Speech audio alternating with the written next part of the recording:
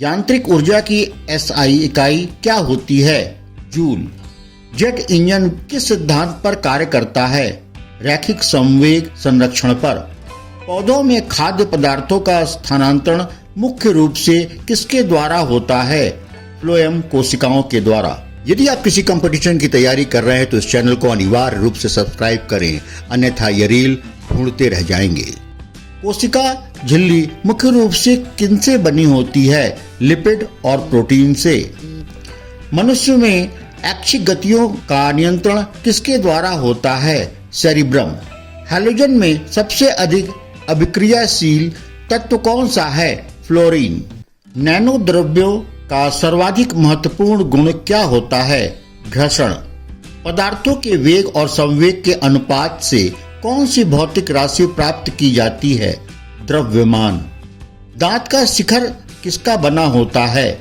Enamel का। गैसों के विसरण का नियम किसने प्रतिपादित किया? ग्राहम ने।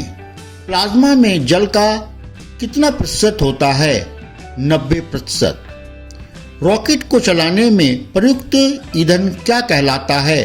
प्रणोदक। पृथ्वी पर शरीर का अधिकतम भार कहाँ होता है? दक्षिण ध्रुव पर। वायु की ऊर्ध्वाधर गति को क्या कहते हैं? वायुधारा। वे पौधे जो अत्यधिक नमक वाली मिट्टी में उत्पन्न होते हैं क्या कहलाते हैं? हेलोफाइट। रेडियो सक्रियता का पता सर्वप्रथम किसने लगाया था? Henry Becquerel.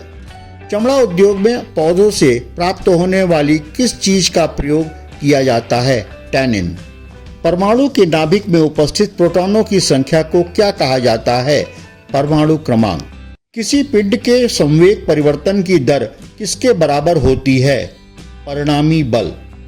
ध्वनि की तीव्रता किससे मापी जाती है? ऑडियोमीटर। लाल रक्त कणिकाएं आरबीसी कहाँ उत्पन्न होती हैं? अस्थि मज्जा में। मानव शरीर में किस ग्रंथि को मास्टर ग्रंथि कहा जाता है? पीयूष ग्रंथि को। सेब में कौन सा एसिड पाया जाता है? Malic acid. आधुनिक आवर्त सारणी में वर्गों की कुल संख्या कितनी होती है? 18। दूध के आपेक्षिक घनत्व को किसके द्वारा ज्ञात किया जाता है? लैक्टोमीटर। जल का अधिकतम घनत्व कितने तापमान पर होता है? 4 डिग्री सेंटीग्रेड। मांसपेशियों का अध्ययन क्या कहलाता है? मायोलॉजी। यदि आप किसी कंपटीशन की तैयारी कर रहे हैं तो इस चैनल को अनिवार्य रूप से सब्सक्राइब करें, अन्यथा ये रील ढूंढते रह जाएंगे। मनुष्य के मस्तिष्क की सबसे बाहरी झिल्ली को क्या कहते हैं? ड्यूरोमेटर। सर्वप्रथम विषाणु की खोज किसने की? Ivan whisky. ठोस अवस्था को सीधे गैसीय अवस्था में बदलने की प्रक्रिया को क्या कहते हैं? ऊर्ध्वपातन।